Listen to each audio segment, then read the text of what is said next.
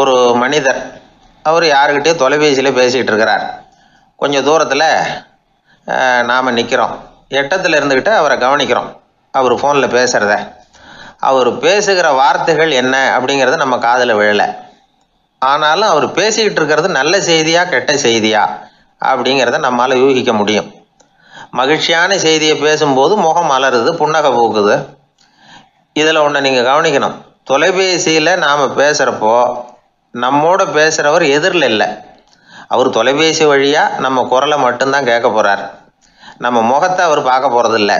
அப்படி இருந்தும் அப்போ நம்ம முகம் ஏன் மலரணும் அப்படின்னா இதுதான் உடல் மொழி, பாடி லாங்குவேஜ் அப்படின்னு சொல்கிறாங்க.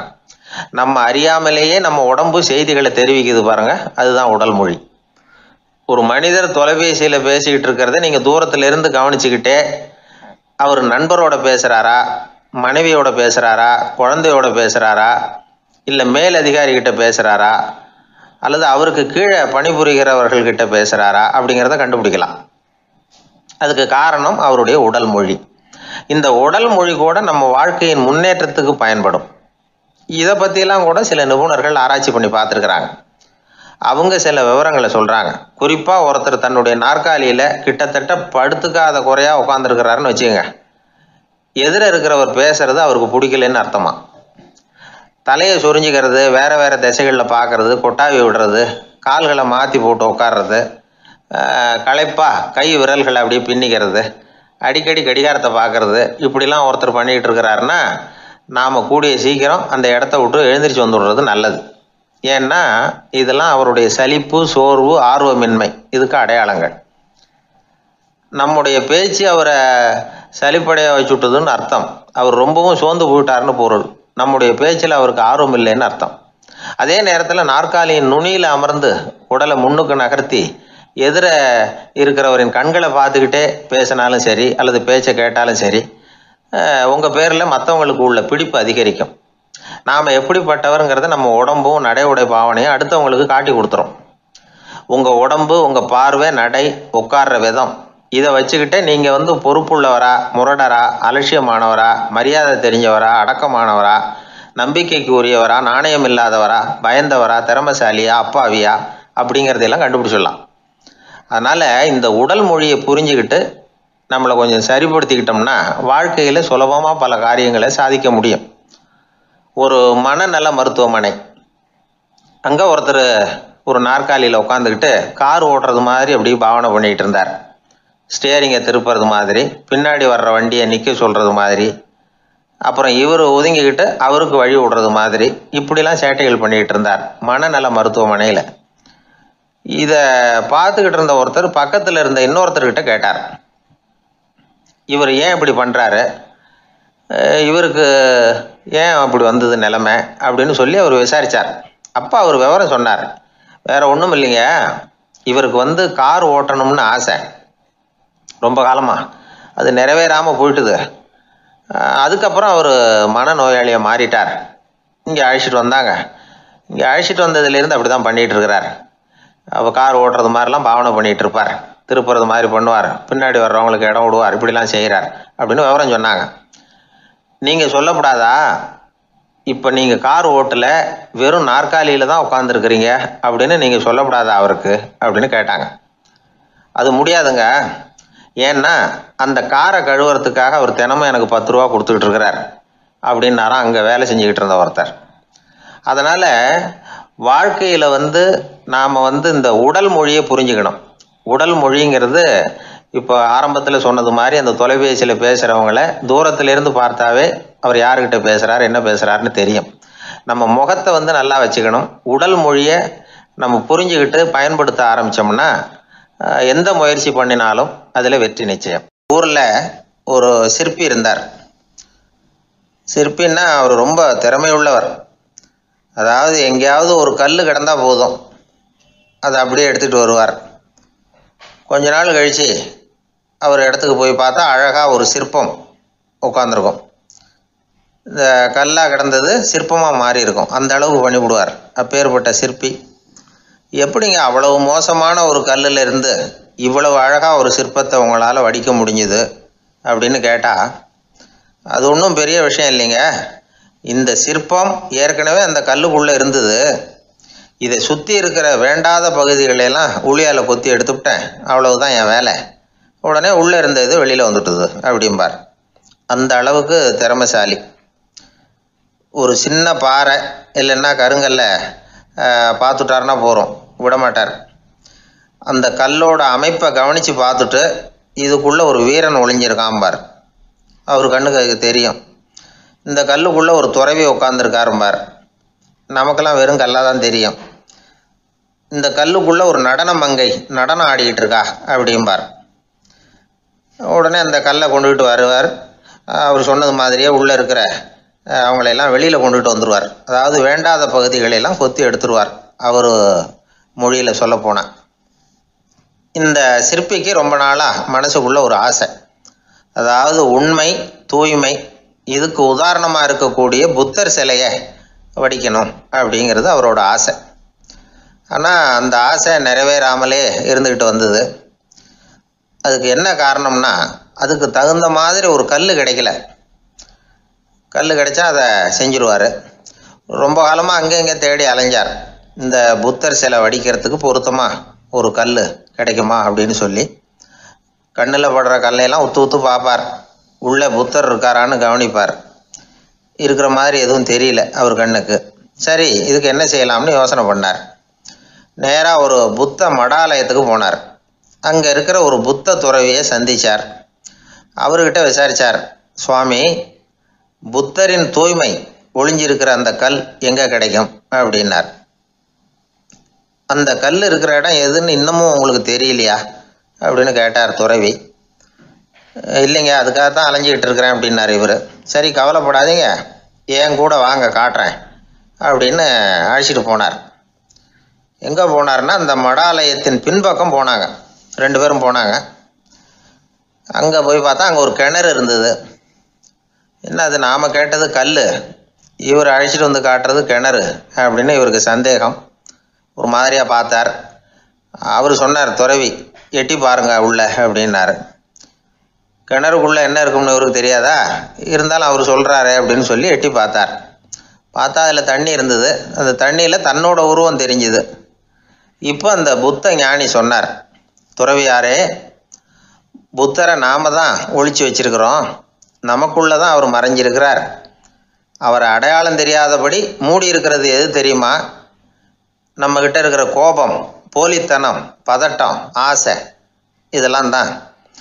அறிவு அப்படிங்கிற ஒளியால் அதையெல்லாம் செதுக்கி எடுத்துட்டோம்னா அந்த அழகான புத்தர் வெளியில் வந்துடுவார் அப்படின்னு சொன்னார் துறவி.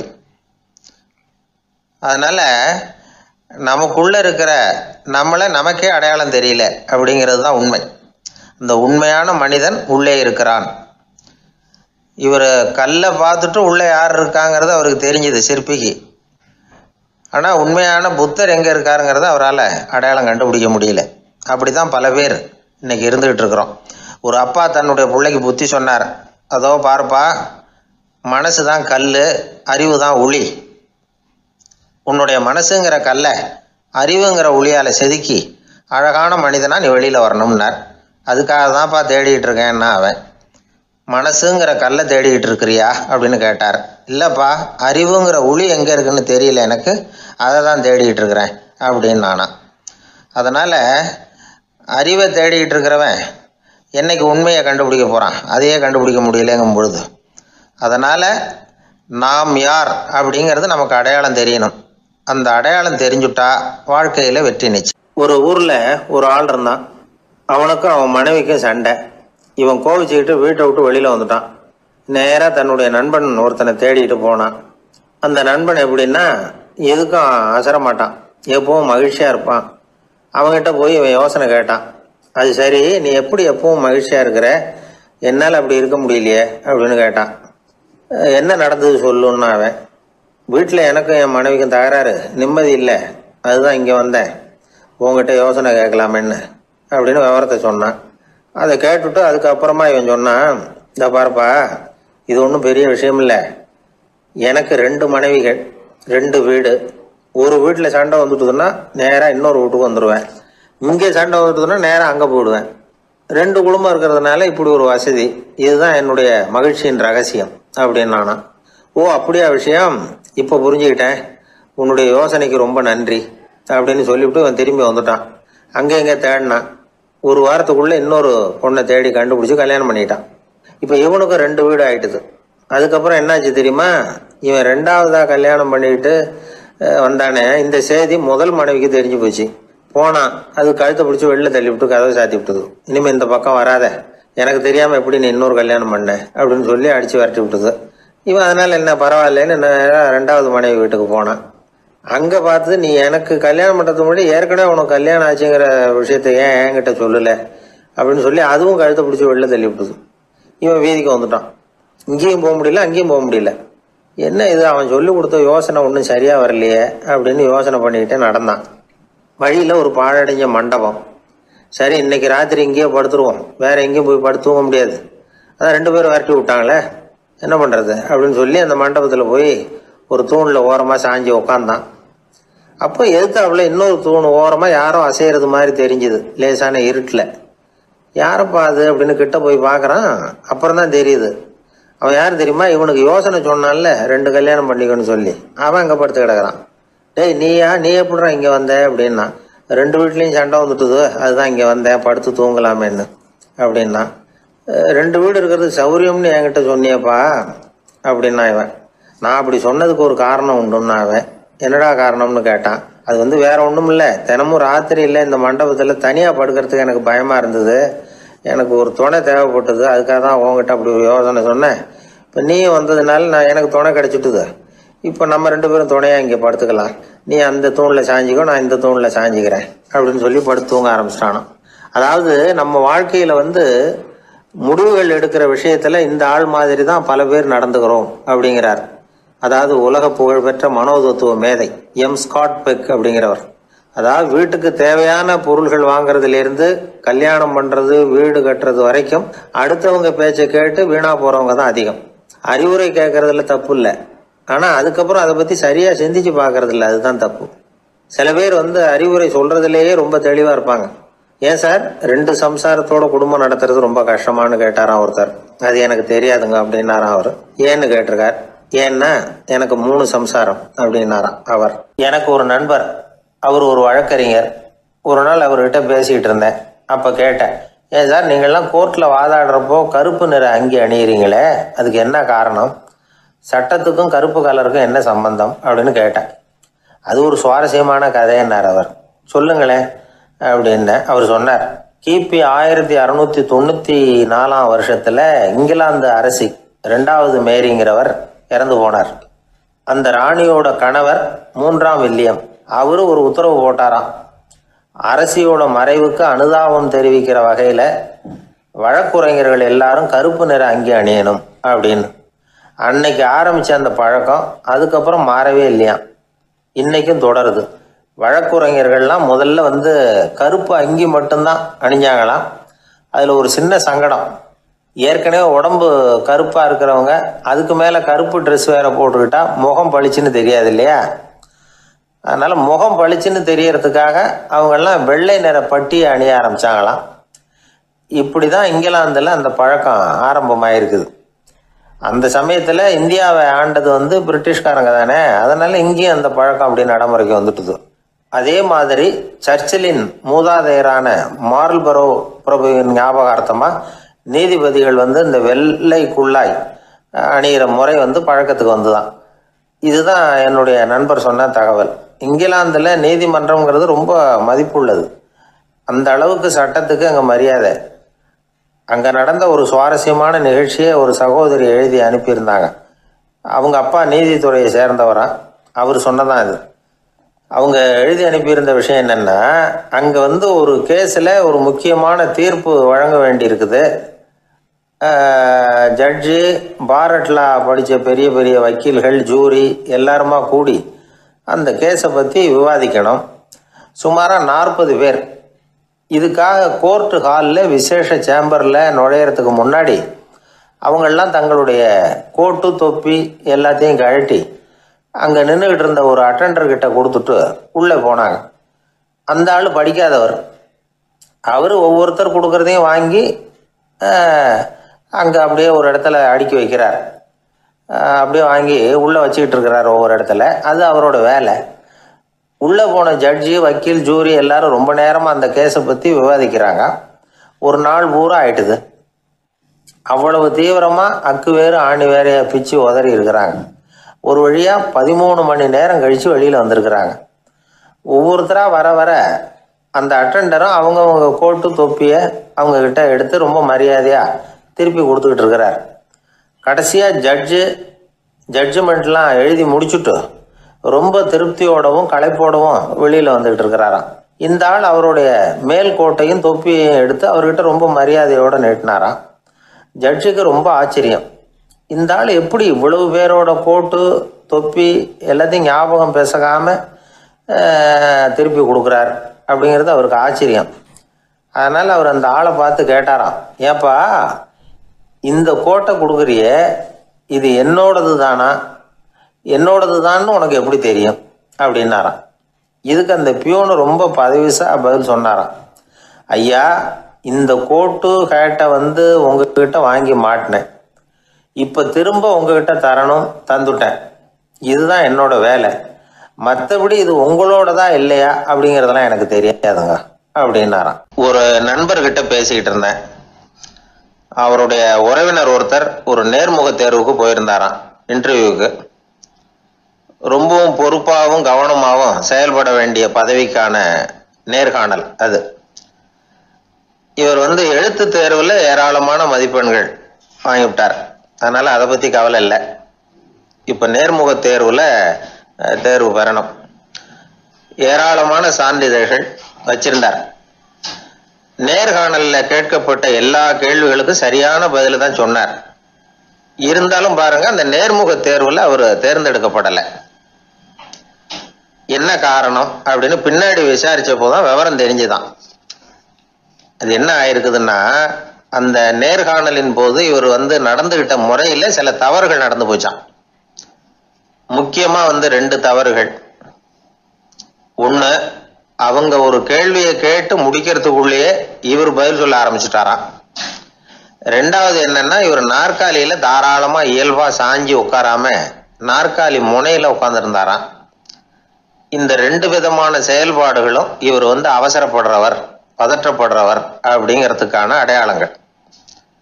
அதாவது கேள்வியை கேட்டு முடிக்கிறதுக்குள்ளேயே முந்திக்கிட்டு பதில் சொல்றது. ரெண்டாவது, நாற்காலியில இயல்பா தாராளமா உட்காராம நாற்காலி முனையில உட்கார்றது. பார்க்க போற வேலைக்கு அவசரம், பதற்றம் இது 2 இருக்கக்கூடாதான். அதனால மார்க் இருந்தும் சர்டிபிகேட் இருந்தும் அந்த வேலை வாய்ப்பு அவருக்கு கிடைக்கல. வேலை கொடுக்கறவங்க நம்ம கிட்ட இருந்து என்னதான் எதிர்பார்க்கறாங்க, இதை தெரிஞ்சு வச்சுக்கிறது நல்லது. முதல்ல மற்றவர்களுடன் தொடர்பு கொள்ளும் திறமை, அதாவது எபிலிட்டி டு கம்யூனிகேட். நீங்க நினைக்கிறத அழகா தொகுத்து வகைப்படுத்தி சொல்ல தெரியுதான்னு பார்ப்பாங்க. உங்க திட்டங்களை அடுத்தவங்க ஏற்றுக்கொள்ளக்கூடிய விதத்துல வெளிப்படுத்துறதுக்கு உங்களால முடியுதான்னு பார்ப்பாங்க. இதுக்கு என்ன செய்யறது? குழப்பம் இல்லாம சிந்திக்கணும், குழப்பம் இல்லாம பேசணும். ரெண்டாவது விஷயம் என்னன்னா புத்திசாலித்தனம், அதாவது இன்டெலிஜென்ஸ். ஏத்துக்க போற வேலையை நல்ல விதமா செய்ய முடியுமா உங்களால? அதை எந்தெந்த வழியில செய்யலாம் அப்படிங்கிறத உங்களால தீர்மானிக்க முடியுமா? அந்த வேலைக்கான புது புது யோசனைகளை உங்களால சொல்ல முடியுமா அப்படின்னு பார்ப்பாங்க. இது இன்டெலிஜென்ஸ். மூணாவது தன்னம்பிக்கை, அதாவது செல்ஃப் கான்ஃபிடன்ஸ். உங்களுக்கு அது உண்டா அப்படிங்கிறத கவனிப்பாங்க. எந்த சூழ்நிலையையும் சமாளிக்கணும், எப்படிப்பட்ட மனிதர்களையும் சமாளிக்கிற தைரியம் வேணும், அடுத்தவங்களை நமக்கு சாதகமா திருப்பக்கூடிய தன்னம்பிக்கை வேணும். நாலாவது பொறுப்புகளை முன்வந்து ஏற்றுக்கொள்ளுதல், வில்லிங்னஸ் டு அக்செப்ட் ரெஸ்பான்சிபிலிட்டி. பொறுப்புகள்ல இருந்து நழுவி போக ஆசைப்படாம செஞ்சு முடிக்கணும். அஞ்சாவது முன் வருதல், இனிஷியேட்டிவ். வேலையோட முக்கியத்துவம் உணர்ந்து அதை ஏத்துக்கிட்டு தகுந்த நடவடிக்கைகளை தயங்காம எடுக்கிறதுக்கு முன் வரணும். ஆறாவது என்னன்னு கேட்டீங்கன்னா தலைமைத்துவம், லீடர்ஷிப். 4 பேருக்கு தலைமை தாங்கி நல்ல விதத்துல நடந்துக்க தெரியுதா? ஏழாவது கற்பனை திறன், இமேஜினேஷன். சில பிரச்சனைகள் வரக்கூடும் அப்படின்னு முன்கூட்டியே யூகிச்சு அதுக்கு தகுந்த மாதிரி நடவடிக்கை எடுக்கிற திறமை உண்டா அப்படிங்கிறத பார்ப்பாங்க. எட்டாவது என்னன்னா வளைந்து கொடுத்தல், பிளெக்சிபிலிட்டி. சூழ்நிலைக்கு தகுந்த மாதிரி, மாற்றங்களுக்கு தகுந்த மாதிரி அனுசரித்து நடந்துக்கிறதுக்கு தெரியுதா அவங்களுக்கு அப்படிங்கிறத கவனிப்பாங்க. அடுத்தது திறமைகளை வெளிக்கொணரும் திறமை, இன்டர்பர்சனல் ஸ்கில்ஸ். அடுத்தவங்க கிட்ட இருக்கிற திறமையை கண்டுபிடிச்சி அதை நல்ல விதத்தில் ஊக்கப்படுத்தி பயன்படுத்த தெரியுதா அப்படின்னு பார்ப்பாங்க. ஆறாவது சுய அறிவு, செல்ஃப் நாலேஜ். அடுத்தவங்க நம்மளை பற்றி என்ன நினைக்கிறாங்க அப்படிங்கிறத நம்மளால் புரிஞ்சிக்க முடியுதாங்கிறது முக்கியம். அடுத்தது போட்டி மனப்பான்மை, காம்படிட்டிவ்னஸ். அடுத்தவங்களை ஒப்பிட்டு பார்த்து அதை விட ஒரு படி மேலே வரணுங்கிற குணம் வேணும். இதுக்கு அடுத்தது என்னன்னா குறிக்கோளை வெல்லுதல், கோல் அச்சீவ்மெண்ட். குறிக்கோளை சவாலாக எடுத்துக்கிட்டு அதை அடையணும். அப்புறம் வேறுபட்ட திறமைகள், ஒகேஷனல் ஸ்கில்ஸ். பதவிக்கு வேண்டிய திறமைகள் தவிர மற்ற திறமைகள் எதுவும் உண்டாங்கிறது முக்கியம். நமக்கு வேலை கொடுக்கணும்னு நினைக்கிறவங்க நம்ம கிட்ட இருந்து இவ்வளவும் எதிர்பார்ப்பாங்க. அதுக்கு தகுந்த மாதிரி நம்மளை நாமே தயார்படுத்திக்கணும். எனக்கு வேண்டப்பட்ட ஒருத்தர் ஒரு இன்டர்வியூவுக்கு போயிட்டு வந்தார், நேர்காணலுக்கு. எப்படி இருந்தது இன்டர்வியூன்னு விசாரித்தேன். நான் போனேன். அவர் கேட்ட எல்லா கேள்விக்கும் அவர் எதிர்பார்த்தது மாதிரியே எல்லா பதிலையும் சொன்னேன். கடைசியாக நான் எதிர்பார்க்காத ஒரு தகவலை அவர் சொன்னார் அப்படின்னார். என்னன்னு கேட்டேன். அவரும் என்ன மாதிரியே இன்டர்வியூக்கு வந்தவர் தானா, சும்மா என்ன கேள்வி கேட்டுக்கிட்டு உட்காந்துருந்தாராம் அப்படின்னார். அதனால ஒரு நேர்காணலுக்கு போறதுக்கு முன்னாடி என்ன எதிர்பார்க்கறாங்க அப்படிங்கறத தெரிஞ்சுக்கிட்டு போனா வெற்றி நிச்சயம். ஊர்ல ஒரு ஞானி இருந்தார். ஒரு நாள் அவரை தேடிட்டு ஒருத்தர் வந்தார். வந்தவர் ஞானியை பார்த்து ஒரு கேள்வி கேட்டார். ஐயா, உங்களுடைய சாதனை என்ன? இதுதான் அவர் கேட்ட கேள்வி. இதை கேட்டதும் அந்த ஞானி நிமிர்ந்து இவரை பார்த்தார். அப்புறம் சொன்னார், அது ஒன்றும் பெரிய விஷயம் இல்லை, அது ரொம்ப எளிமையான ஒண்ணு. எப்போ எனக்கு பசிக்குதோ அப்போ நான் சாப்பிட்டுருவேன், எப்போ எனக்கு தூக்கம் வருதோ அப்போ நான் தூங்கிடுவேன், அவ்வளவுதான் அப்படின்னார். கேள்வி கேட்டவர் ஒரு மாதிரி ஆயிட்டார். ஐயா, இதே தானே நாங்களும் செய்கிறோம், இதுல என்ன அதிசயம் இருக்கு அப்படின்னார். இப்போ அந்த ஞானி சொன்னாராம், இங்கதான் நீங்க தப்பு பண்றீங்க அப்படின்னாராம். அப்படியான்னாரு இவர். ஆமா அப்படின்னாராம். நீங்க செய்யற தவறு எனக்கு புரியுது. ஏன்னா நான் உங்களை மாதிரி நான் வாழ்ந்து பார்த்துருக்கிறேன். அதனால என்னுடைய அனுபவத்துல உங்களுக்கும் எனக்கும் உள்ள வித்தியாசத்தை உணர முடியுதுன்னாராம். என்ன சொல்றீங்க, எனக்கு ஒன்றும் புரியலையேன்னாராம் இவரு. இதை பாருங்க, சாப்பிடுறதுங்கிறது நாம ரெண்டு பேருக்கும் பொதுவான ஒரு காரியம்தான். ஆனா நீங்க சாப்பிடுறதுக்கும் நான் சாப்பிடுறதுக்கும் வித்தியாசம் இருக்கு அப்படின்னாராம். என்ன வித்தியாசம்னு கேட்டிருக்கார். நீங்க பசி இல்லாத பொழுது சாப்பிடுறீங்க, இப்போ சாப்பிடுற நேரம் வந்துட்டுது அப்படிங்கிறதுக்காக சாப்பிடுறீங்க. சாப்பாடு ருசியா இருக்கு அப்படிங்கிறதுக்காக சாப்பிடுறீங்க. எது தேவைங்கிறது தெரியாம சாப்பிடுறீங்க. அது மாதிரி தூக்கமும் உங்களுக்கு ஒரு பழக்கமா போட்டுது. இப்போ இது தேவையா இல்லையா அப்படிங்கிறத பத்தி நீங்க யோசிச்சு பாக்குறது இல்ல. சாப்பிடும் பொழுது 1000 வேலைகளை மனசுல நினைச்சுக்கிட்டு இருப்பீங்க. அதனால அது சாப்பிடுதலா இருக்காது. அதே மாதிரி நீங்க தூங்கும் பொழுதும் அது தூங்குதலா இருக்காது. ஏகப்பட்ட கனவுகள் வரும். உங்க மனசு மேலும் மேலும் கனவுகளை உருவாக்கி கொண்டே இருக்கும். அதனால எனக்குள்ள நடக்கிறது வேற மாதிரி, நீங்க நினைக்கிறது மாதிரி இல்ல. எனக்குள்ள நடக்கிறது எப்படின்னா, நீங்க செய்யறது மாதிரி இல்ல. தூக்க உணர்வு வந்த உடனே தூங்குதல் மட்டுமே நடைபெறும். அதுதான் என்கிட்ட நடக்கிறது அப்படின்னாராம் அந்த ஞானி. வித்தியாசம் புரியுதா? அந்த ஞானி சாப்பிடுறத அனுபவிக்கிறார், அது எக்ஸ்பீரியன்ஸ். நாம அப்படி இல்லை, மனம் போன போக்குல சாப்பிடுறோம். இது இன்டெலிஜிங். இது ரெண்டுலயும் செயல்ல வேறுபாடு இல்லை, விழிப்புணர்வுல தான் வேறுபாடு இருக்கு. அவர் சாப்பிடும் பொழுது ஒரு சாட்சி மனோபாவத்தோட சாப்பிடுறார். எவ்வளவு தேவையோ அவ்வளவுதான் சாப்பிடுறார். ஏன்னா அவருடைய விழிப்புணர்வு முழுமையா செயல்படுது. அதனால அவர் சாப்பிடும் பொழுது நம்மை விட மகிழ்ச்சியா இருக்கிறார். நாம அப்படி இல்லை, வயிற்றை நிரப்புறதுக்காக சாப்பிடுறோம். இன்னும் சொல்ல போனா சாப்பிடும் பொழுது நாம அங்கேயும் இருக்கிறது இல்லை, எங்கேயோ போயிடுறோம். உடம்பு மட்டும்தான் அங்க இருக்கும். ஆனா ஞானி அப்படி இல்லை. அவர் சாப்பிடும் பொழுது சாப்பிடுதல் மட்டுமே இருக்கும். எந்த ஒரு செயலையும் விழிப்புணர்வோட செய்யலாம், மனம் போன போக்கிலையும் செய்யலாம். விழிப்புடன் செய்யறப்போ செய்யும் செயல் நம்ம அனுபவமாகிறது, அவ்வளவுதான். இதெல்லாம் பெரிய தத்துவம் மாதிரி தெரியும். இருந்தாலும் நாம புரிஞ்சுக்க வேண்டியது என்னன்னா, எந்த காரியத்தை செஞ்சாலும் அதுல முழு ஈடுபாடு வேணுங்கிறது முக்கியம். அந்த அளவுக்கு முதல்ல நம்மளை மாத்திக்கிட்டா போதும். ஆனா நம்ம ஆளுங்க அந்த அளவுக்கு இருக்கிறது இல்ல, எல்லாமே அரைகுறை தான். கேட்டா ஞாபகம் வருது. ஒருத்தன் என்ன பண்ணானா, விமான டிக்கெட் வாங்கிக்கிட்டு ரயில்வே ஸ்டேஷனுக்கு வந்துட்டான். அப்புறம் தான் புரிஞ்சுது தவறுதெல்லாம் இங்க வந்துட்டோங்கிறது. உடனே அவசரமா விமான நிலையத்தை நோக்கி ஓடி இருக்கிறான். அங்கே போய் கவுண்டரில் கேட்டிருக்கான், மேடம் நான் தவறுதெல்லாம் ரயில்வே ஸ்டேஷனுக்கு போயிட்டேன், இப்போ விமானத்தையும் தவற விட்டுட்டேன், அடுத்த ஃப்ளைட்டில் எனக்கு இதை மாற்றி தர முடியுமான்னு கேட்டிருக்கான். முடியாதுன்னாங்களாம் அந்த அம்மா. ஏன்னு கேட்டானா, ஏன்னா இப்போ நீங்கள் வந்திருக்கிறது பஸ் ஸ்டாண்டு அப்படின்னாங்களாம். சீடன் வெளியூர் புறப்படுறதுக்கு தயாராக இருந்தான். ரொம்ப தூரம் போக போகிறான், திரும்பி வர நாளாகும். புறப்படுறதுக்கான ஆயத்த வேலைகளில் ஈடுபட்டிருந்தான். அந்த சமயம் பார்த்து இன்னொரு சீடன் அவங்கிட்ட வந்தான். நம்ம குரு உன்னை அழைச்சிட்டு வர சொன்னார் வா அப்படின்னு கூப்பிட்டான். இவன் உடனே புறப்பட்டு போனான். குருநாதரை பார்த்தான். அவர் காலில் விழுந்து வணங்கினான். வணங்கிவிட்டு எழுந்திரிச்சான். அவ்வளவுதான். குரு ஏதாவது உபதேசம் பண்ணுவாருன்னு எதிர்பார்த்தான். ஆனால் நடந்தது என்ன தெரியுமா? குரு அவனுக்கு ஓங்கி ஒரு அடி கொடுத்தார். எதிர்பாராம இந்த அடியை வாங்கினதும் அந்த சீடன் அதிர்ந்து போயிட்டான். பக்கத்தில் இருந்த மற்ற சீடர்களும் திகைச்சு போய் நின்றுட்டாங்க. அடி வாங்கின சீடனுக்கு மனசுக்குள்ள குழப்பம். நாம என்ன தப்பு பண்ணணும், புறப்படுற நேரத்துல இப்படி குரு கிட்ட அடி வாங்குற மாதிரி ஆயிட்டுதே அப்படின்னு நினைச்சு மனசுக்குள்ள ரொம்ப வேதனைப்பட்டான். கொஞ்சம் துணிச்சலை வரவழைச்சுக்கிட்டு குருநாதர்கிட்டயே கேட்டுட்டான், சுவாமி நான் என்ன தப்பு பண்ணினேன், என்ன இப்படி அடிச்சுட்டீங்களே, ஒரு வார்த்தை கூட உங்களை எதிர்த்து நான் பேசினது இல்லையே, இவ்வளவு காலமா உங்க விருப்பத்துக்கு விரோதமா ஒரு காரியம் கூட நான் செஞ்சது இல்லையே, வந்ததும் வராததுமா ஒண்ணுமே சொல்லாம என்ன அடிச்சுட்டீங்களே, குருவே நான் செஞ்ச குற்றம் தான் என்ன அப்படின்னு கண்ணீரோட பரிதாபமா கேட்டானா அந்த சீடன். ஆனா அந்த குரு முகத்துல கொஞ்சம் கூட கோபம் இல்லை.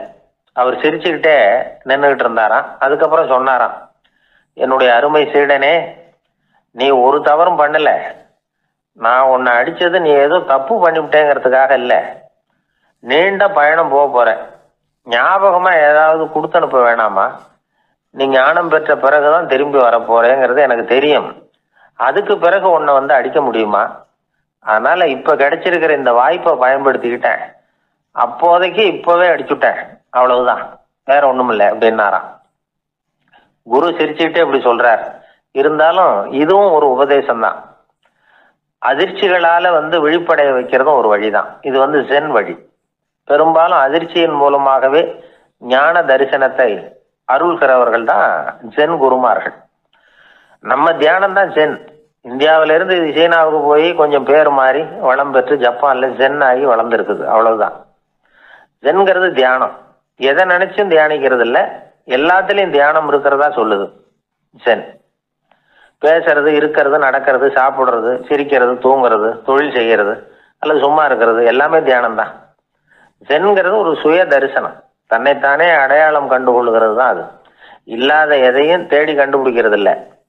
சென் மார்க்கத்தை பத்தி ஓஷோ என்ன சொல்றாரு தெரியுமா? காணாமல் போன தன்னுடைய மூக்கு கண்ணாடி தன்னுடைய மூக்கின் மேல் இருப்பதை கண்டுகொள்வது போன்றது ஜென் அப்படிங்கிறார். நம்மால் ஒருத்தர் இன்னொருத்தர் முகத்தை ரொம்ப நேரமா உத்து பார்த்துக்கிட்டு இருந்தார். என்ன பாக்குறீங்கன்னாரு அவரு. நீங்க போட்டிருக்கீங்களே மூக்கு கண்ணாடி, அதை தான் பாக்குறேன்னாரு இவரு. நீங்க அப்படி பாக்குறதுக்கு விசேஷ காரணம் ஏதாவது உண்டான்னு கேட்டார் இவர். உண்டுன்னார். என்னன்னு கேட்டார். நேத்திக்கு காணாம போன என்னோட மூக்கு கண்ணாடி அது அப்படின்னாராம் இவர். ஒருத்தன் தன்னுடைய நண்பனை வழியில பார்த்தான். என்னப்பா லெட்டர் போட்டுனே கிடைச்சதா அப்படின்னா. ஓ கிடைச்சதேன்னா அவன். இவன் உடனே ஏன்டா போய் சொல்ற, நான் உனக்கு லெட்டரே போடல, சும்மா தான் கேட்டேன், உடனே கிடைச்சிட்டுதுங்கிறிய அப்படின்னா. லெட்டர் போட்டேன்னு நீ போய் சொல்றப்போ அது கிடைச்சதுன்னு நான் போய் சொல்லக்கூடாதா அப்படின்னானா அவன். இப்படிப்பட்டவங்க சில பேர் இருந்தா கூட இன்னைக்கு கடிதம் மூலமா தொடர்பு கொள்ளாதவங்க இருக்கவே முடியாது. அந்த அளவுக்கு அது அவசியமான ஒன்னாயிட்டுது. இந்த அஞ்சல் அட்டைகள் எப்படி ஆரம்பமாச்சு தெரியுமா? ஆஸ்திரியா நாட்டுல ஒரு பேராசிரியர் இருந்தார். அவர் பேர் இம்மானுவேல் ஹெர்மன். அவர் ஒரு நாள் ஒரு பத்திரிகையில கட்டுரை எழுதினாராம். இது நடந்தது 1869. அவர் எழுதின கட்டுரையில மக்கள் அதிகம் செலவில்லாம ஒருத்தருக்கு ஒருத்தர் தகவல் பரிமாறிக்கிறது எப்படி அப்படிங்கிறத பத்தி எழுதியிருந்தார். அதுக்கு சில யோசனைகளை அவரே எழுதியிருந்தாராம். எப்படின்னா, அந்த கட்டுரையை எல்லாரும் படிச்சு பார்த்துருக்குறாங்க. அவர் சொன்ன யோசனைகள் என்னன்னு. அது வந்து அரசாங்கத்தின் கவனத்துக்கு அது போச்சான். ஆகா, இது அவர் சொல்ற யோசனை நல்லா இருக்கும் போல் இருக்கு அப்படின்னு அவங்களே நினைச்சிருக்கிறாங்க. அவ்வளவுதான். உடனே அந்த யோசனையை நடைமுறைக்கு கொண்டுகிட்டு வந்தாங்களாம். பேராசிரியர் இம்மானுவேல் ஹெர்மனின் யோசனைப்படி அச்சடிச்ச அரசு முத்திரையோட அரசாங்கம் அஞ்சல் அட்டைகளை வெளியிட ஆரம்பிச்சுதான்.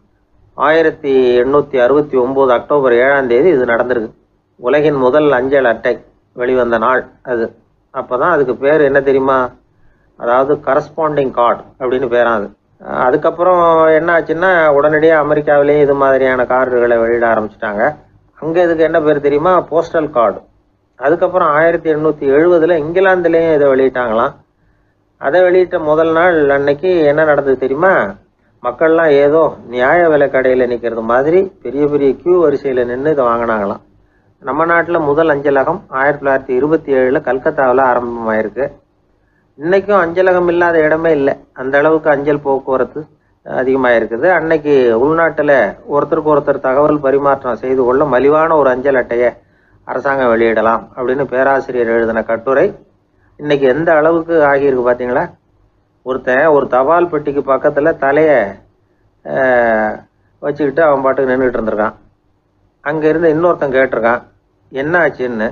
கொஞ்ச நேரத்துக்கு முன்னாடி இந்த தபால் பெட்டியில் ஒரு கார்டு எழுதி போட்டேன், விவரமெல்லாம் நல்லா தான் எழுதியிருக்கிறேன், ஆனால் அட்ரஸ் எழுத மறந்துட்டேன் அப்படின்னு நானா.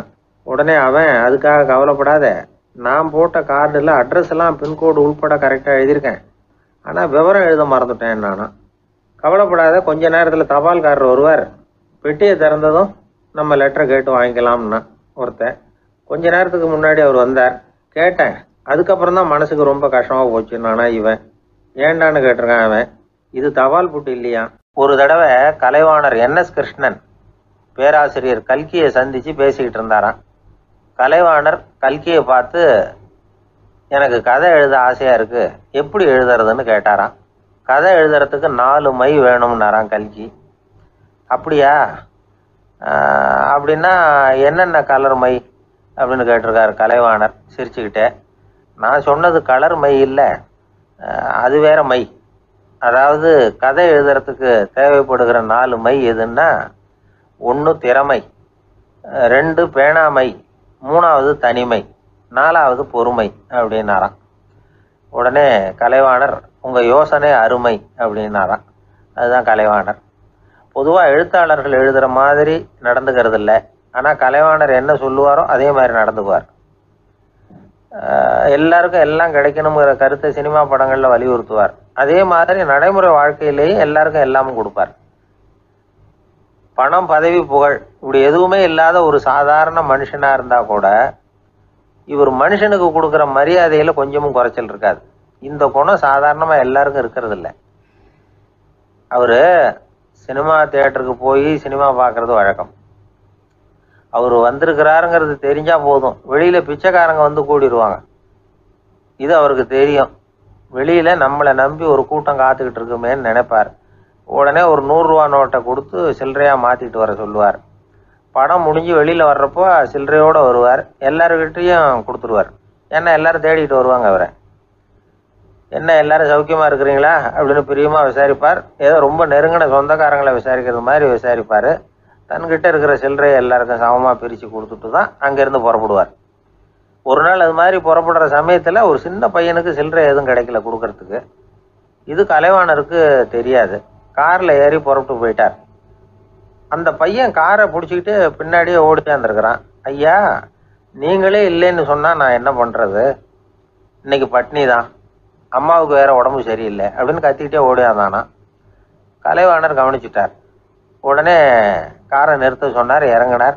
அந்த சின்ன பையனை கட்டி பிடிச்சிக்கிட்டு என்னை மன்னிச்சுக்கப்பா, நான் கவனிக்காமல் வந்துட்டேன் அப்படின்னு சொல்லி அழ ஆரம்பிச்சுட்டாராம். இன்னொரு தடவை இதே மாதிரி ஒரு தியேட்டர்லேருந்து வெளியில் வந்திருக்கிறார். ஒரு ஆள் அவர்கிட்ட வந்து நின்றுருக்கார். அவர் கொடுக்கறதுக்கு இவர்கிட்ட பணம் இல்லை. பணம் இல்லையாப்பா அப்படின்னாராம். உங்ககிட்டயே இல்லையா அப்படின்னாராம் அவர். கலைவாணருக்கு மனசு ரொம்ப சங்கடமாக போச்சு. உடனே புறப்பட்டு வீட்டுக்கு போனார். அங்கே இங்கே தேடி பார்த்து அங்கேருந்த கொஞ்சம் நெஞ்ச சில்லறையை எடுத்தார். காரு டிரைவரை கூப்பிட்டார். தியேட்டர் வாசலில் நின்றுக்கிட்டு இருந்த ஆசாமியோட அங்க அடையாளங்களை சொன்னார். காரை எடுத்துகிட்டு போய் அந்த ஆளை கண்டுபிடிச்சி இந்த காசை கொடுத்துட்டு வா அப்படின்னு அனுப்பி வச்சாராம். பிச்சை போடுறதுக்காக காரை அனுப்புனதாக வேற யாரை பற்றியாவது நீங்கள் கேள்விப்பட்டிருக்கிறீங்களா? அவர் ஒரு வித்தியாசமான மனிதர், வித்தியாசமான கலைஞர். கலைவாணரோட சகோதரர் கல்யாணம் நடந்தது.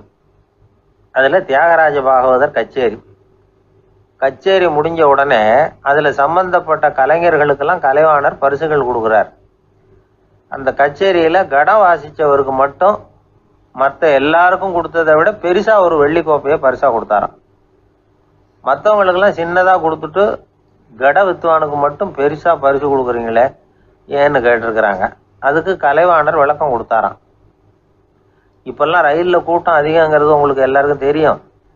இந்த வித்வான் இவ்வளவு பெரிய மண்பானைய ரயில்ல ரொம்ப பத்திரமா உடையாம ரொம்ப தூரத்துல இருந்து கொண்டு வந்திருக்கிறாரே, அது என்ன சாமான்யமான காரியமா? அவரோட அந்த சாமர்த்தியத்தை பாராட்டுறதுக்காக தான் அவருக்கு இவ்வளவு பெரிய பரிசு அப்படின்னாராம். அறிவில் சிறந்தவர்கள் ஆண்களா பெண்களா? என்னுடைய நண்பர் ஒருத்தரை பார்த்து நான் கேட்ட கேள்வி இது. அவர் மெதுவா தன்னுடைய தலையை சொரிஞ்சுக்கிட்டே சொன்ன பதில், அதுல என்ன சார் சந்தேகம், அவங்க தான் அப்படின்னார். அனுபவ அடிப்படையில் அவர் இப்படி சொல்றார். அறிவியல் அடிப்படையில் பார்க்குறவங்களும் இப்படிதான் சொல்றாங்க. இயற்கையின் நோக்கம் இனப்பெருக்கம், இதுல பெண்களின் பங்கு அதிகம். அதனால இயற்கையே பெண்களுக்கு பல சலுகைகளை கொடுத்துருக்குது, சக்தியை கொடுத்துருக்குது. இப்போ வெளிநாடுகளில் இதை பற்றியெல்லாம் நிறைய ஆராய்ச்சி பண்ணி பார்த்துருக்குறாங்க. புள்ளி விவரங்கள்லாம் வெளியிட்டிருக்கிறாங்க. ஆண் குழந்தைகளை விட பெண் குழந்தைகள் முன்னாடியே பேச ஆரம்பிச்சுடுறாங்களாம். அது மட்டும் இல்லை, அதிக எண்ணிக்கையில் வார்த்தைகளை கற்றுக்கிறாங்களாம். அப்புறம் பலவிதமான வாக்கிய அமைப்புகளை அமைச்சு பேசுறதுலேயும் பெண் குழந்தைகள் முன்னாடியே ஆரம்பிச்சுடுறாங்களாம். இதெல்லாம் சீக்கிரமாக செய்கிறது பெண் குழந்தைகள் தான்.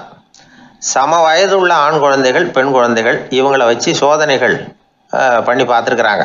அதாவது ஒரே வயசுள்ள ஆண் குழந்தை பெண் குழந்தை இதெல்லாம் வச்சு அவங்கக்கிட்ட ஒரே கேள்வியை பல விதமாக கேட்கறது, ஒரே செய்தியை வேறு வேறு கோணங்கள்லேருந்து விளக்கிறது, தவறு இல்லாமல் பேசுறது, வேகமாக படிக்கிறது, எழுதுறது, புரிஞ்சுக்கிறது, இப்படி இதை பற்றிலாம் எத்தனையோ சோதனைகள்லாம் செஞ்சு பார்த்துருக்குறாங்க.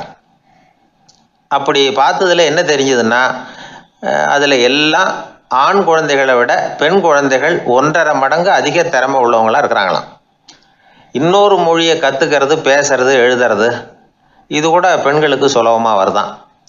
2 மொழிகளை மாற்றி மாற்றி பேசுறது, மொழிபெயர்க்கிறது, இப்படிலாம் கூட சோதனை பண்ணி பார்த்துருக்குறாங்க. இதுலேயும் பெண்களுக்கு தான் அதிக திறன். சரி, இதை விடுங்க. புள்ளி வச்சு கோலம் போடுறது, அதில் இருந்து இந்த கை கடிகாரங்களில் கம்ப்யூட்டர்களில் நுண்ணிய பாகங்களை பொருத்துறது, இது வரைக்கும் பெண்கள் தான் திறமையாக செயல்படுறாங்க அப்படிங்கிறது அந்த சோதனை முடிவு. இந்த நுட்பம், துல்லியம், விரைவு, சிறு கை இயக்கங்களோடு செய்ய வேண்டிய மென்மையான பணிகள், இதுக்கெல்லாம் தேவை கவன குவியம், பொறுமை, இதெல்லாம் பெண்கள்கிட்ட தான் இருக்குதான். அமெரிக்காவில் இன்னொரு சோதனை கூட செஞ்சு பார்த்துருக்குறாங்க. பெண்களின் மூக்கு மோப்ப உணர்வு இதெல்லாம் எப்படின்னு பார்த்துருக்குறாங்க. பெண்கள் அதிக எண்ணிக்கையில் வாசனைகளை பிரித்து கண்டுபிடிச்சி விடுறாங்களாம். ஆண்களால் அந்த அளவுக்கு முடியலையாம். சரி, காது எப்படின்னா செவிப்புலன் உணர்வும் பெண்களுக்கு தான் அதிகமாக. ஒரு கும்பல், அதில் பலவிதமான சத்தம், அதுக்கு இடையில் இந்த குரலோட தொனி, ஏற்ற இறக்கம், இதை வச்சே பேசுகிற ஆளை கண்டுபிடிச்சிடுறாங்களாம். ஒரு கூட்டத்தில் தன்னுடைய வீட்டுக்காரர் எங்கே இருக்கார், பிள்ளைகள் எங்கே இருக்காங்க அப்படிங்கிறதெல்லாம் பெண்கள் சீக்கிரமாக கண்டுபிடிச்சி விடுறாங்களாம். இன்னொரு விஷயம், ஒரு பொருளை பார்த்த உடனே அது என்னென்னு அடையாளம் கண்டுக்கிறது, அதை மனசில் பதிய வச்சுக்கிறது, அப்புறமா இன்னொரு சந்தர்ப்பத்தில் அது எங்கே இருந்தது அப்படின்னு சரியாக ஞாபகப்படுத்திக்கிறது, இது மாதிரி சோதனைகள்லாம் கூட பெண்கள் தான் முன்னணியில் இருக்கிறாங்க. ஒரு சராசரி சூழ்நிலையில் ஆண்களை விட அதிகமான எண்ணிக்கையில் புன்னகை புரியறது, சிரிக்கிறது பெண்கள் தானா. அதிகமாக தோழமை உணர்வோடு பேசுறது அவங்க தானா. 2 பெண்கள் பேசிகிட்டு இருக்கிறதையும் பாருங்கள், அதே மாதிரி 2 ஆண்கள் பேசிகிட்டு இருக்கிறதையும் பாருங்கள். ஆண்கள் ஒரு அடி தள்ளியே நின்று பேசிகிட்டு இருப்பாங்க. மருத்துவர்களை எடுத்துக்கொள்ளுங்கள், அதாவது சிரிச்ச முகத்தோட நோயாளிகள்கிட்ட பரிவோடு பேசுறதுல பெண் டாக்டர்கள் தான் அதிகம். இதுவரை சொல்லப்பட்டது எல்லாமே அறிவியல் பூர்வமான செய்திகள். அதனால இளம் பெண்கள் வாழ்க்கையில சோர்வடைய தேவையில்லை. இயற்கையே நமக்கு சாதகமா இருக்கு, எல்லாம் முடியும் நம்மால அப்படிங்கிறத அவங்க புரிஞ்சுக்கணும். ஒரு பையன் தன்னுடைய அப்பா அம்மா திருமண ஆல்பத்தை புரட்டிக்கிட்டே இருந்தான். அப்புறம் அம்மாகிட்ட கேட்டான், அம்மா இது யாரு சின்ன வயசுல எடுத்ததா, இது என்னன்னு தெரியலையே, இந்த படத்துல அழகா மீசை வச்சுக்கிட்டு சிரிச்சுக்கிட்டு நிற்கிறது யார் அப்படின்னு கேட்டான். அதுதான்டா அவங்க அப்பான்னாங்க அந்த அம்மா. அப்படின்னா இப்போ நம்ம வீட்டில் நரைச்ச தலையோட அழுது வடிஞ்சிக்கிட்டு இருக்காரு ஒருத்தர், அவர் யாருன்னு கேட்டானா. இது பையனுடைய புத்திசாலித்தனம். பெண் பிள்ளைகள் அப்படி கேட்கறதில்ல. அதனால இந்த கதையெல்லாம் எதுக்காக அப்படின்னா, இளம் பெண்கள் வாழ்க்கையில சோர்வு அடைஞ்சு போயிடக்கூடாது. அதனால பெண்கள் எல்லாம் முடியும் நம்மாலும் அப்படிங்கிறத நினைச்சு செயல்பட்டாங்கன்னா வாழ்க்கையில வெற்றி நிச்சயம். ஒருத்தங்க கூட நாம சண்டை போடுறோம், அதுல நாமளே ஜெயிச்சு விடுறதா வச்சுக்குவோம். நம்ம மனசுக்கு சந்தோஷமா தான் இருக்கும். இருந்தாலும் உள் மனசுல ஒரு பயமும் உண்டாகலாம். தோத்து போனவன் சும்மா இருப்பானா? அவன் மறுபடியும் எப்ப சந்தர்ப்பம் வரும்னு எதிர்பார்த்துக்கிட்டு தானே இருப்பான்.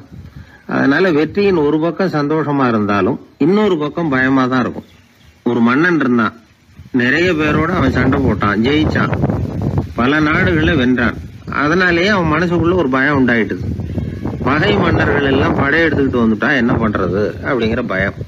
எல்லாரும் இப்ப இருக்கிற இந்த மாளிகையை கைப்பற்றிக்கிட்டா என்ன பண்றது அப்படின்னு யோசனை பண்ணா நடுங்க ஆரம்பிச்சிட்டான். ஏன் ஒரு மாதிரியா இருக்கிறீங்க அப்படின்னு கேட்டார் அமைச்சர். இவன் விவரத்தை சொன்னான். 2 பேருமா சேர்ந்து ஒரு திட்டம் போட்டாங்க. அதன் பிரகாரம் ஒரு பெரிய மாளிகை ஒண்ணு புதுசா கட்டினாங்க. அதுக்கு ஜன்னல்லாம் எதுவும் கிடையாது. உள்ள போறதுக்கு வெளியில வர்றதுக்கு ஒரே ஒரு கதவு மட்டும்தான் உண்டு. அதை தவிர அந்த மாளிகைக்கு வேற எந்த வழியும் கிடையாது. ஒரு சின்ன துவாரம் தெரிஞ்சா கூட அதையும் சுத்தமா அடைச்சுட்டாங்க. ஒரே ஒரு கதவு வச்சானே, அந்த வழியை பாதுகாக்கிறதுக்கும் ஏராளமான வீரர்களை காவலுக்கு நிறுத்தி வச்சிருக்கிறாங்க. இவ்வளவும் பண்ணி முடிச்சதுக்கு அப்புறம் தான் அந்த மன்னனுக்கு மனசு திருப்தியா இருந்துதான். ஒரு நாள் அந்த ராஜாவும் அமைச்சரும் அந்த ஒரு கதவு வழியா வெளியில வந்திருக்கிறாங்க மெதுவா. என்ன அமைச்சரே, எப்படி நம்ம ஏற்பாடு அப்படின்னு அட்டகாசமா சிரிச்சுக்கிட்டே கேட்டானா ராஜா. அபாரம்னார் அமைச்சர். அவர் வேற என்ன சொல்லுவார்? இவங்க 2 பேரும் இப்படி பேசிக்கிட்டதை அங்க வீதி ஓரமா உட்கார்ந்து இருந்த ஒரு பெரியவர் கேட்டுட்டு அவரு சிரிச்சாராம். அவரு சிரிக்கிறத பார்த்தும் மன்னனுக்கு கோவம் வந்துட்டுது. அதை பார்த்ததும் ஏன்பா சிரிக்கிறேன்னு கேட்டிருக்கார். அதுக்கு அந்த பெரியவர் சொன்னாராம், ரொம்பவும் புத்திசாலித்தனமா தான் இந்த மாளிகையை கட்டி இருக்கிறீங்க, ரொம்ப பாதுகாப்பா தான் இருக்குது, இருந்தாலும் ஒரு குறை தெரியுதுன்னார். என்னன்னு கேட்டார் அவரு. வேற வழியே வைக்காம மாளிகை கட்டின நீங்க என்னத்துக்காக ஒரே ஒரு வழி மட்டும் வச்சிருக்கிறீங்க? அந்த வழியா எதிரிகள் நுழைஞ்சுட்டா என்ன பண்ணுவீங்க அப்படின்னார். என்ன பண்றதுன்னார் அவரு. அதையும் ஒரு கருங்கல் சுவர் எழுப்பி சுத்தமா அடைச்சு விடுங்க, அதுதான் நல்லது. அதுக்கப்புறம் எதிரிகள் பயம் கொஞ்சம் கூட இல்லாம நீங்க உள்ள உட்காந்துக்கலாம், அதுதான் ரொம்ப பத்திரம் அப்படின்னார். மன்னன் யோசனை பண்ணி பார்த்தான். பளிச்சுன்னு ஒரு யோசனை தோணுச்சு. அது சரி, நீங்க சொல்றது மாதிரி அந்த ஒரு வழியையும் அடைச்சுட்டா இந்த மாளிகைங்கிறது ஒரு கல்லறை மாதிரி ஆயிடுமே அப்படின்னாராம். இப்ப மட்டும் இது எப்படி இருக்குதுன்னு நினைக்கிறீங்க? கல்லறை மாதிரி தானே இருக்குது அப்படின்னார் பெரியவர். எதிரி உங்களை சாகடிக்கலைன்னாலும் நீங்களா ஒரு நாள் சாகத்தானே போறீங்க அப்படின்னார். அதுக்கப்புறம் கொஞ்சம் விளக்கமும் கொடுத்தார். உங்க மாளிகையில எவ்வளவு ஜன்னல்களும் கதவுகளும் இருக்குதோ அந்த அளவுக்கு வெளி உலகத்தோட உங்களுக்கு தொடர்பு இருக்கு. அந்த அளவுக்கு உங்க வாழ்க்கையில ஒரு இயக்கம் இருக்குது. கதவுகளை மூட மூட வாழ்க்கையும் அடப்பட்டு போடும். நான் கூட ஒரு காலத்துல மாளிகையில தான் இருந்தேன். அதோட சுவர்கள் இருந்ததுல அதை எவ்வளவுதான் தள்ளி தள்ளி போட்டாலும் என்னுடைய வாழ்க்கைக்கு அதெல்லாம் ஒரு எல்லை கோடுகள் மாதிரி தெரிஞ்சுது. அதை உணர்ந்தேன். வாழ்வுக்கு எல்லையே இருக்கக்கூடாதுன்னு நினைச்சேன். அதனாலதான் இப்படி இங்க உட்காந்துட்டேன். இப்ப என்னுடைய வாழ்வுக்கு வானம்தான் கூரை, இந்த நிலம்தான் என்னுடைய மாளிகை. இப்பதான் வாழ்க்கையை முழுமையா என்னால உணர முடியுது, அனுபவிக்க முடியுது அப்படின்னாரு அந்த பெரியவர். அந்த அரசர் ஒரு பெரிய தத்துவத்தை புரிஞ்சுக்கிட்டாராம். தன்னோட மாளிகைக்கு நிறைய ஜன்னல்களையும் கதவுகளையும் வைக்க சொல்லி உத்தரவு போட்டாராம். இப்படி ஒரு கதை உண்டு. ஒரு சுடுகாட்டுல ஒரு கல்லறைக்கு மேல கால் போட்டுக்கிட்டு உட்காந்துக்கிட்டு இருந்தான் ஒருத்தன். அந்த வழியா போன ஒருத்தர் அவனை பார்த்து கேட்டாராம், ஏப்பா இப்படி பேய் பிசாசு நடமாடுற இந்த மயானத்துக்கு கல்லறைக்கு மேல உட்கார்ந்து இருக்கிறியே அப்படின்னு கேட்டாராம். எவ்வளவு காலம் தாங்க உள்ளேயே இருக்கிறது, ஒரே புழுக்கமா இருந்தது, அதுதான் காத்து வாங்கலாம்னு வெளியில உட்கார்ந்து இருக்கிறேன் அப்படின்னு நானா. அந்த எப்பவும் சுத்தமா இருக்கணும், அதுதான் நல்லதுன்னு ஒருத்தர். நான் அப்படித்தான் சார் இருக்கிறேன், தினம் 2 வேளை சோப்பு போட்டு குளிக்கிறேன் இன்னொருத்தர். உடம்பு மட்டும் சுத்தமா இருந்தா போதாது சார், மனசும் சுத்தமா இருக்கணும்னாரு அவரு. மனசை சுத்தப்படுத்துறதுக்கு என்ன சோப்பு சார் போடலான்னு கேட்டாரு இவர். ஆன்மீகம்ங்கிற சோப்பு தான் அதுக்கு பொருத்தம்னாரு அவர். ஆன்மாவை மேம்படுத்துகிற ஒரு முயற்சி தான் ஆன்மீகம்ங்கிறது. அந்த முயற்சியை எப்படி பண்றது? மனசுக்குள்ள குந்தி இருக்கிற வேண்டாத விருந்தாளிகளை எல்லாம் வெளியேற்றணும். வேண்டாத விருந்தாளிகள்ல முக்கியமான ஒருத்தர் யாருன்னா அவர் பேர் பொறாமை. இவரு நம்ம மனசுக்குள்ள இருக்கிற வரைக்கும் நாம நிம்மதியா இருக்க முடியாது. ஒரு குருநாதர் இருந்தார். அவர்கிட்ட 2 சீடர்கள் இருந்தாங்க. 2 பேரும் ஆரம்பத்துல ஒருத்தருக்கு ஒருத்தர் நல்லபடியா தான் பழகிட்டு இருந்தாங்க. ஆனாலும் என்னமோ தெரியல, கொஞ்ச நாள்ல இந்த 2 பேர்ல ஒருத்தன் மனசுக்குள்ள பொறாமைங்கிற விருந்தாளி உட்கார ஆரம்பிச்சுட்டார். அந்த சீடனும் அதுக்கு இடம் கொடுத்துட்டான். குரு கிட்ட தான் நல்ல பேர் வாங்கணும் அப்படின்னும் தன்னுடைய நண்பன் கெட்ட பேர் வாங்கணும் அப்படின்னு அவனுக்கு ஒரு ஆசை வந்துட்டுது. என்ன பண்ணலாம்னு யோசனை பண்ணான். ஒரு நாள் விடியற் காலையில எழுந்திருச்சான். நேரா குரு கிட்ட போய் அவர் முன்னாடி நின்னான். குருவே, என்ன பாருங்க, நான் எவ்வளவு சீக்கிரமா எழுந்திருச்சு குளிச்சு முடிச்சுட்டு உங்களை வணங்குறதுக்காக நிக்கிறேன். ஆனா அவன் இருக்கானே இன்னமும் கண்ணு முழிக்கவே இல்லை, தூங்கிக்கிட்டே இருக்கிறான், தூங்கு மிஞ்சி அப்படின்னா. குருநாதர் நிமிந்து பார்த்தார். அப்படியா? அப்படின்னா நீயும் கூட அவன மாதிரியே தூங்கி இருந்தா நல்லா இருந்திருக்குமேன்னார் ரொம்ப பொறுமையா. என்னது, நாம எவ்வளவு தீவிரமா ஒரு விஷயத்த சொல்றோம், அதுக்கு நம்ம குருநாதர் ரொம்ப பொறுமையா இப்படி சொல்றாரு அப்படின்னு நினைச்சான். ஆச்சரியமா அவரை பார்த்தான். குருநாதர் சொன்னார், ஆமாப்பா, நீயும் தூங்கிக்கிட்டு இருந்திருந்தா அடுத்தவனை பத்தி குறை சொல்றதுக்கு இங்க வந்திருக்க வேண்டிய அவசியம் இருந்திருக்காது, அதனால அப்படி சொன்னேன் அப்படின்னாராம். சீடன் யோசிக்க ஆரம்பிச்சான். அர்த்தம் புரிஞ்சது. உடனே பொறாமைய மனசுல இருந்து தூக்கி எறிஞ்சுட்டானோ. மனசு சுத்தமாயிட்டுது. மனசுக்குள்ள இருந்து விரட்ட வேண்டிய இன்னொரு விருந்தாளி, அவர் பேர் கோபம். சினம் தன்னையே கொண்டுடும் அப்படிங்கிறார் வள்ளுவர். கோபத்துக்கு மனசுல இடம் கொடுக்காத சில பெரியவர்களும் உண்டு. ஒருத்தர் இருந்தார். அவர் ஒரு சமயம் கோதாவரி நதியில போய் குளிச்சுட்டு திரும்பி வந்துட்டு இருக்கிறார். ஒரு பெரியவர் வர்ற வழியில ஒரு மரத்து மேல உட்கார்ந்திருந்த ஒருத்தன் அவர் மேல துப்பி போடுறான். இவர் உடனே திரும்பி போய் மறுபடியும் குளிச்சுட்டு வர்றார். அப்பவும் துப்புறான். அவர் கோவப்படல, பேசாம மறுபடியும் திரும்பி போய் குளிச்சுட்டு வர்றாரு. இப்படி பல தடவை நடந்துகிட்டே இருக்குது. ஒரு கட்டத்துல இந்த ஆளு தோத்து போய் அவர் காலிலே விழுறான். ஆச்சரியப்பட்டு கேக்குறான், அது எப்படிங்க நீங்க கோவப்படாம இருக்கிறீங்களே, அது எப்படி அப்படின்னா. அதுக்கு அந்த பெரியவர் சொன்னாராம், நான் கோவப்பட்டிருந்தா என் மனசு அசுத்தமா இருக்கும். உடம்பு அசுத்தமான குளிச்சு சுத்தப்படுத்திக்கலாம், மனசை அப்படி சுத்தப்படுத்த முடியாது, அது கொஞ்சம் கஷ்டம் அப்படின்னாராம். ஆக கூடி மனசு அசுத்தமாகாம பாத்துக்க வேண்டியது நம்ம கடமை. மனசை அசுத்தப்படுத்துற இன்னொரு விஷயம் சுயநலம். ஒரு சுயநலவாதி ஆத்துல விழுந்துட்டார், சுழல்ல சிக்கிக்கிட்டார். இன்னொரு சுயநலவாதி கரையில இருந்து இத பார்த்தார். ஒரு கயத்தை தூக்கி போட்டு அதை புடிச்சுக்க சொல்லி கரையில இழுத்து காப்பாத்தினார். அவர் கரையில ஏறின உடனே இவரை பார்த்து, என்ன காப்பாத்தினதுக்காக உங்களுக்கு 50 காசு கொடுக்கலாம்னு பாக்குறேன், ஆனா என்கிட்ட 1 ரூபாயா இருக்கு, சில்லறையா இல்ல அப்படின்னாராம். உடனே காப்பாத்தினவர் இவரை பார்த்து, அப்படின்னா நீங்க இன்னொரு தடவை தண்ணியில விழுந்துருங்க, நான் காப்பாத்துறேன், 1 ரூபாயா கொடுத்துடலாம் அப்படின்னாராம். இப்படிப்பட்டவங்க எல்லாம் எத்தனை தடவை தண்ணியில விழுந்தாலும் மனசு சுத்தமாக போறதில்லை. இந்த உலகத்துல 7 வகையான மனிதர்கள் இருக்கிறாங்களாம். டாக்டர் எட்வர்டு பாஷ் அப்படிங்கிறவர் சொல்றார், மனிதர்களோட மனோநிலை அடிப்படையில அவங்கள 7 வகையா பிரிக்கலாம்ங்கிறார் அவர். அது எப்படி தெரியுமா? முதல் வகை பயந்த குணம் உள்ளவர்கள். சார் ரொம்ப பயந்த சுபாவம், வீட்டுல கூட வாயை திறக்க மாட்டார், சாப்பிட போறப்ப மட்டும்தான் கொஞ்சம் வாயை திறப்பார் அப்படிங்கிறோம்ல, அவங்க எல்லாம் இந்த ரகம். 2வது வகை எப்படின்னா சஞ்சலப்படுகிறவர்கள். எதுக்கு எடுத்தாலும் கலக்கம் குழப்பம், இப்படியே காலம் தள்ளுறவங்க பல பேரை பார்த்திருப்பீங்க, அவங்க எல்லாம் இந்த ரகம். 3வது வகை எப்படின்னா யதார்த்த உலகை மறந்து கற்பனை உலகத்திலேயே மிதக்கிறவங்க. இளைஞர்கள், கவிஞர்கள், இப்படி பல பேர் இருக்கிறாங்க. எப்ப பார்த்தாலும் கற்பனை உலகத்திலேயே மிதந்துகிட்டு இருப்பாங்க. கிட்டத்துல போய் என்னங்க ஒரு மாதிரியா இருக்கிறீங்களே அப்படின்னு கேட்டு பாருங்க, ஒரு அற்ப புழுவை பாக்குறது மாதிரி உங்களை பார்ப்பாங்க. அதுவும் இந்த வானத்தின் நிலா என்னை வாவென்று அழைக்கிறது, எனக்கு விரைவில் ஒரு நாள் சிறகுகள் முளைக்கும், சிறகடித்து பறந்து செல்லுவேன், என் செல்ல நிலாவை கொஞ்சி விட்டு திரும்பி வருவேன், அப்படி இப்படின்னு பேச ஆரம்பிச்சிருவாங்க. கொஞ்சம் அப்புறம் இருக்கட்டும்ப்பா, இப்ப கஞ்சிக்கு வழிய பாருடா அப்படின்னா அதை காதல வாங்க மாட்டான். 4வது வகை மனிதர்கள் எப்படின்னா தனிமை உணர்வு மிக்கவர்கள். இவங்கெல்லாம் மற்றவங்களோட சகஜமா நெருங்கி பழகிறது இல்ல, தான் உண்டு தன்னுடைய வேலை உண்டுன்னு போறவங்க. அடுத்த வீட்டுல இருக்கிறது யாருன்னு கேட்டா கூட அடுத்த வீடுன்னு ஒண்ணு இருக்கா அப்படின்னு கேட்பாங்க. அவங்க கிட்ட மேற்கொண்டு என்னத்தை பேசுறது. 5வது வகை மனிதர்கள் எப்படின்னா மற்றவர்கள் செல்வாக்குக்கு உட்பட மறுப்பவர்கள். அடுத்தவங்க செல்வாக்குக்கு இவங்க ஆட்படுறது இல்ல. நான் யார் தெரியுமா அப்படின்னு கேட்டா அதை தெரிஞ்சுக்கிட்டு எனக்கு என்ன ஆக போகுது அப்படிம்பாங்க. 6வது வகை எப்படின்னா எப்பவும் எதுலயும் பற்று இல்லாம இருக்கிறவங்க. இது ஒரு துறவு மனப்பான்மை.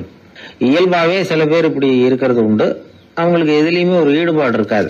7வது வகை மனிதர்கள் மற்றவங்க கவலையை தன்னுடையதான் ஆக்கிக்கிட்டு கவலைப்படுறவங்க. இவங்க மகாத்மாக்கள். தான் வேற அடுத்தவங்க வேறன்னு நினைக்கிறது இல்லை. இவங்க அப்படிப்பட்ட எண்ணம் இவங்களுக்கு வர்றதில்லை. அதனால அடுத்தவங்களுக்கு ஒரு கஷ்டம் வந்தா அதை தன்னுடைய கஷ்டமாக எடுத்துக்கிட்டு கவலைப்படுறவங்க இவங்க. ஆக கூடி இப்படி 7 வகையான மனிதர்களை அடையாளம் காட்டுறார் அந்த நிபுணர். நாம இதுல எந்த அகத்துல வர்றோங்கிறத நாம தான் அடையாளம் கண்டுபிடிச்சுக்கணும். எனக்கு தெரிஞ்ச ஒரு மனிதர் உண்டு. அவர் ஒரு வித்தியாசமான டைப்பு. எதையும் பிராக்டிக்கலா யோசிக்கிறவர். எப்பவும் அடுத்தவங்களுக்கு ஒன்றும் பண்ண மாட்டாரு. ஆனா நினைக்கிறது என்னன்னா அடுத்தவங்களும் நல்லா இருக்கணும், நாமளும் சந்தோஷமா இருக்கணும் அப்படின்னு ஆசைப்படுறவர். அவருக்கு ஒரு சமயம் திடீர்னு உடம்பு சுகம் இல்லாம போயிட்டுது. டாக்டர் கிட்டத்துல போனார், பணம் கொடுத்தார், வைத்தியம் பார்த்தார். அவரு எழுதி கொடுத்த மருந்து சீட்டை வாங்கிட்டார். மருந்து கடைக்கு போனாரு, பணம் கொடுத்தாரு, மருந்து வாங்கினார். அதை எடுத்துட்டு வீட்டுக்கு வந்தார். அதுக்கப்புறம் அந்த மருந்து சாப்பிடணும்ல, சாப்பிடல, அப்படியே சும்மா வச்சுட்டார். அவரை பார்த்து கேட்டோம், ஏன் சார் இப்படி பண்றீங்க, வீண் செலவு தானே இது, நீங்க எதுக்காக டாக்டர் கிட்ட போய் பணம் செலவு பண்ணீங்க அப்படின்னு கேட்டாங்க. அது சொல்றாரு, டாக்டர் வாழணும் இல்லையா அதுக்காகன்னார். சரி, அதுக்கப்புறம் என்னத்துக்கு மருந்து வாங்கினீங்க அப்படின்னு கேட்டா, மருந்து கடைக்காரர் வாழணும் இல்லையா அதுக்காக அப்படின்னார். சரி, அப்புறம் ஏன் வாங்கின மருந்து சாப்பிடாம வச்சிருக்கிறீங்க அப்படின்னா, நான் வாழணும் இல்லையா அதுக்காக அப்படின்னாராம் அந்த ஆள். ஒரு பூங்கா, அங்க ஒருத்தர் நின்றுட்டு இருக்கிறார், ஏதோ ஆழ்ந்த யோசனையில இருக்கிறார். அந்த பக்கமா இன்னொருத்தர் வந்தார், இவரை கவனிச்சார். என்ன யோசனைன்னு கேட்டார். எப்படி எழுந்திருக்கிறதுன்னு யோசனை பண்ணிட்டு இருக்கிறேன்னாரு. அவர் கேட்டவருக்கு ஒரு மாதிரி ஆயிட்டது. ஏற்கனவே நின்றுகிட்டு இருக்கிற ஒருத்தர் எப்படி எழுந்திருச்சு நிக்கிறதுன்னு யோசிக்கிறாருன்னா அது ஆச்சரியம் தானே. அதுக்கப்புறம் இவர் யோசிக்க ஆரம்பிச்சார், என்ன இவர் இப்படி பேசுறாரு அப்படின்னு. கீழே விழுந்தாதானே எழுந்திருச்சு நிக்க முடியும். எழுந்திருக்கணும்னு நினைக்கிறவங்க முதல்ல கீழே விழணும். இவர் முதல்ல கீழே விழணும், அதுக்கப்புறம் தான் எழுந்திருக்கிறது எப்படின்னு சிந்திக்க முடியும். இந்த உலகத்துல எல்லாருமே கீழே விழுந்து எழுந்தவர்கள் தான். இப்ப இந்த குழந்தை பருவத்துல கீழே விழாம நடைபயில கற்றுக்கிட்டவங்க யாராவது உண்டா? சின்ன வயசுல ஒரு தடவை கூட கீழே விழல சார், அப்படியே பிறந்தாரு, வளர்ந்தாரு, பெரியவர் ஆயிட்டார் அப்படின்னு யாரையும் சொல்ல முடியாது. மனுஷங்கிறவன் விழுந்து புரண்டு எழுந்துதான் நடக்க கத்துக்கிறான். ஒரு உண்மையை நாம எல்லாரும் புரிஞ்சுக்கணும். இந்த உலகத்துல தவறு செய்யாத மனிதர்களே யாரும் கிடையாது. அப்படி இருக்கிறப்போ எப்போதாவது நாம தவறு பண்ணிவிட்டோம்னா அதுக்காக மனசு உடைஞ்சு போயிடக்கூடாது, வாழ்க்கையில வெறுப்பு வந்துடக்கூடாது. தவறு நடந்துட்டுதா அதுக்காக மனசு உடைஞ்சு போடாதீங்க, அதை ஒரு பாடமா எடுத்துக்கங்க. அதே தவறு மறுபடியும் நடக்காம வேணும்னா பாத்துக்கலாம், அது போதும். தடைக்கல்ல படிக்கெல்லாம் மாத்திக்கணும், இதுதான் இதுல முக்கியம். ஒரு அலுவலகம், அங்க ஒரு அதிகாரி, அவர் உயர்ந்த பதவியில் இருந்தார், சிறந்த நிர்வாகின்னு பேர் வாங்கினவர். அவர் தனக்கு கீழே வேலை செய்யறவங்க கிட்ட எல்லாம் சொல்லுவாராம், இந்த நிறுவனத்துல நீங்க எத்தனை தடவை வேணும்னாலும் தவறுகள் செய்யலாம், ஒரே விஷயம் என்னன்னா ஒரே தவறை மறுபடியும் செய்யக்கூடாது, அது முக்கியம் அப்படின்பாராம்.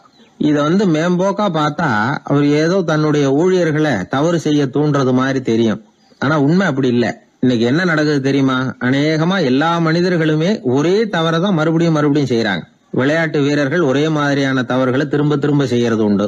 கணக்கு எழுதுறவங்கள பாருங்க, ஒரே தப்ப மறுபடியும் செய்வாங்க. அலுவலகம் வருகிறவர்களை கவனிங்க, ஒரு நாள் தாமதமா வந்தா பரவாயில்ல, தினமும் தாமதமா வருவாங்க.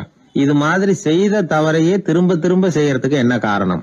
ஞாபக மறதி, கவனக்குறைவு, தன்னுடைய திறமை பேர்ல அளவுக்கு மீறிய நம்பிக்கை, இப்படி இதுல ஏதாவது ஒரு காரணமா இருக்கலாம் அப்படிங்கிறாங்க இது பற்றி ஆய்வு செய்கிற வல்லுநர்கள்.